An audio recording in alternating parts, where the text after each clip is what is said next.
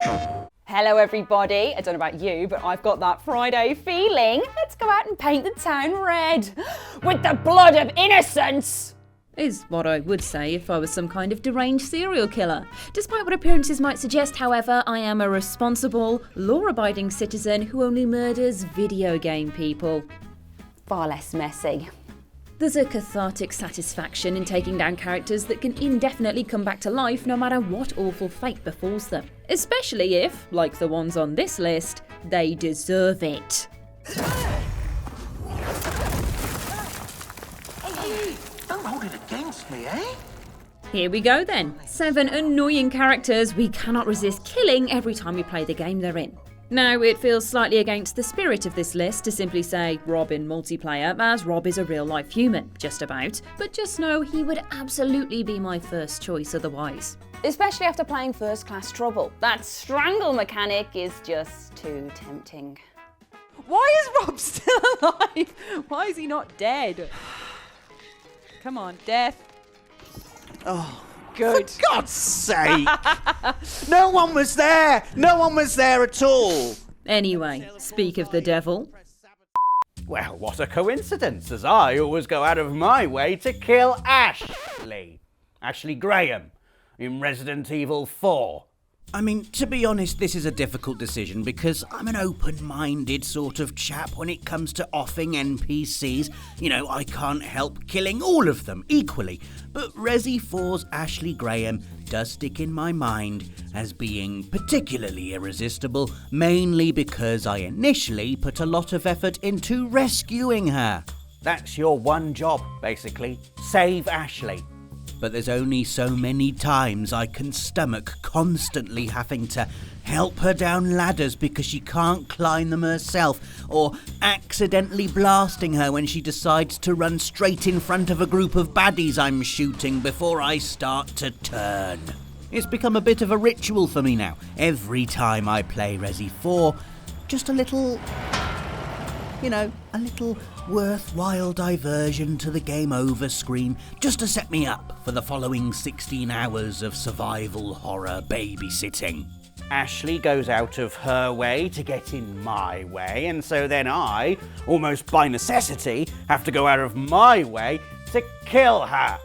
Just climb down a ladder, Ashley, just once, and I won't have to go through this performance every time. Where are you going, Leon? I won't lie.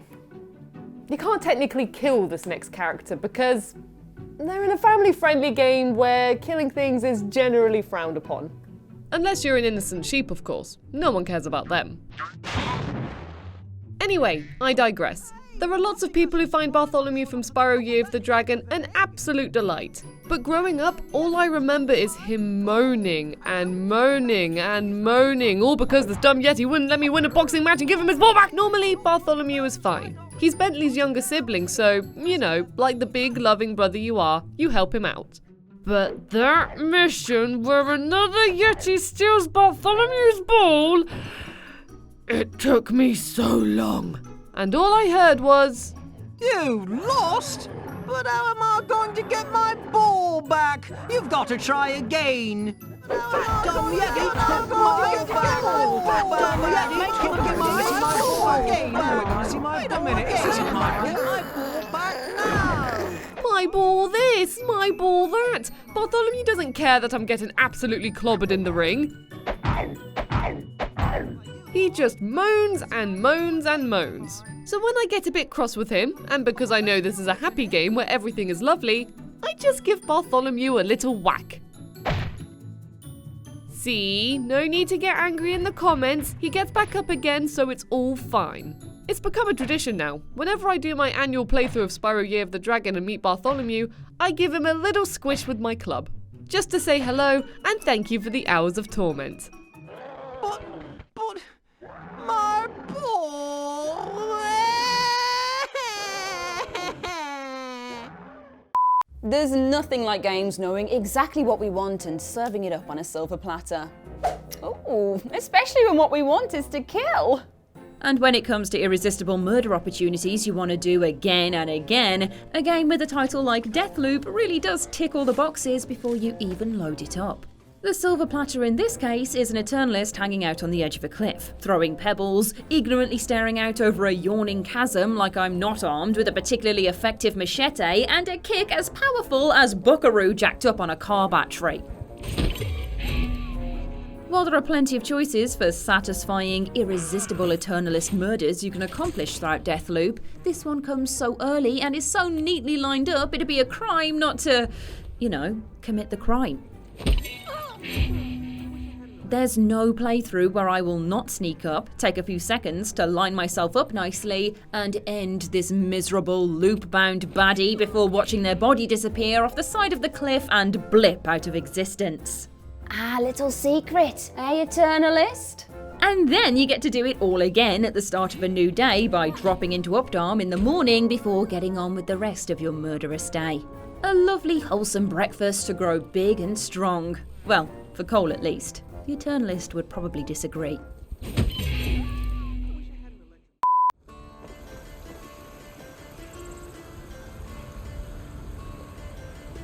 Do you get to the Cloud District very often?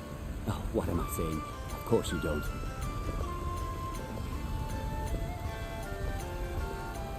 Oh, it took years, but I earned my way to the top. I own Spyro Farm, you see. Very successful business, obviously. I actually advise the Jarl on political matters. My input is invaluable, of course. But this is all probably a bit over your head.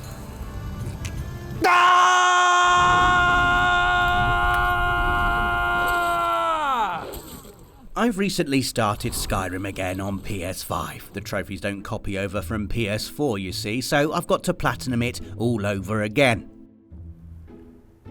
But anyway, this means two things. One, you're going to hear me talking about it a lot on the channel again. And two, I'm going to be driven to murderous insanity by Nazim again. I genuinely started this playthrough with a real intention of doing things differently this time. I'm still going to be a stealthy archer. I mean, come on, that's just the way things are.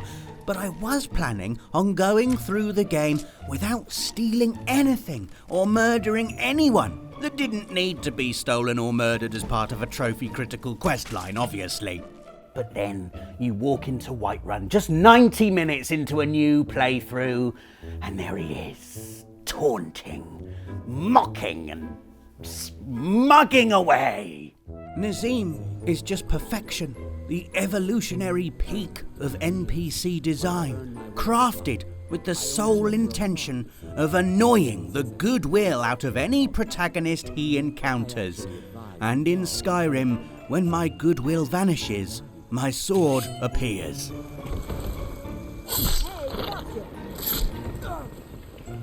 I also went and stole all his cabbages at Spyro Farm this time as well, just to rub it in. Alright everyone, it's time to get serious. Ash! Ash! Stop the funny music! Thank you. This next NPC is such a tease. You meet them right at the start of the game. They run around mocking you, and you can't do anything about it. You think about them day after day, evening after evening, in your dreams, in your nightmares. This character is there. And this character is the first chicken from Crash Bandicoot Warped. Oh my god, this chicken! It's pretty much the first thing you see in the game, aside from these crates, but they don't count. And when you begin Crash Bandicoot, you want to spin everything. So you approach the chicken and... get back here, you chicken! Chicken! Chicken! Chicken! Chicken! You can't spin the chicken. So you carry on, constantly thinking about this one bloomin' chicken until you get the fruit bazooka by defeating Engine, the fourth boss in the game. Not again! And as soon as I get this weapon, after finishing worlds 1, 2, 3, and 4, I go back to the very first level and get my sweet revenge on the chicken. Haha! Who's wrecking now, chicken? In the Insane trilogy, you even earn a trophy for shooting 5 chickens in a level, which they wouldn't have included unless everybody wanted to get their revenge on the chickens in this game, so I know I'm not the only one who does this! Now, usually playable characters are constructed with the weak and puny flesh of a human, but not in Detroit Become Human. Oh no. Here you're made of far sterner stuff, like old bits of plastic and a bottle of Powerade. What I'm saying is that where you'd usually get the old game over, you've died, get good scrub scene, there's a character in Detroit that comes back no matter how many times you run him over, or shoot him in the face, or tear his little mechanical heart out and leave it on the floor. Police aide Connor is designed to take a beating, and oh my, is it satisfying to figure out all the fun ways you can smear him across the walls. Most of this is just playing as aggressively and annoyingly as possible, to my great enjoyment, and inciting people to want to turn you into scrap. The future isn't so different to life as I know it after all. There's even a perfectly titled trophy, I'll be back, for killing Connor as many times as possible before the end of a playthrough, making for some morbidly hilarious deaths as he gets his just desserts for being a corporate machine of evil. It's just too good to do once though. You're a machine, Connor. Just a machine. None of these are quite consequenceless deaths as you're drawn further into his villainous arc. But considering he comes back as a newly cloned model with the memories of old Connor uploaded, it sure is irresistible to turn him into a blue milkshake as you go just for the joy of doing so. Sorry, not sorry, Cyberlife. You can whip out the credit card for this one. Watch out! Have you ever tried to eat a donut without licking your lips? Don't, it's impossible. But not quite as impossible as playing through the Dubai level of Hitman 3 without pushing this unfortunate NPC over the railings. I mean, just look at her. What is she even doing there? Right round the back, out of view of everyone else, standing by the railings. I'll tell you what she's doing. She's asking to be pushed off. I often get a bit of flack for my wanton NPC murder binges, but I genuinely believe that's what they're there for. The ragdoll physics, the overly dramatic screams. It's funny, and you can't argue IO Interactive have put this NPC here for any reason other than this. Try playing the Dubai mission without pushing her off. Try. It's impossible. She's the sugar ring donut of all NPCs.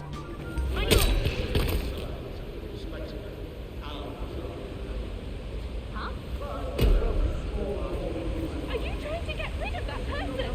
Like a bag of trash? What kind of person are you?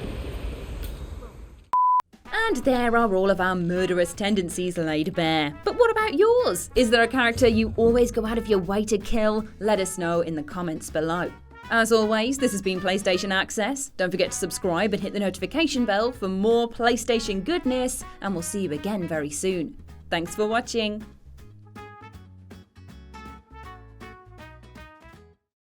PlayStation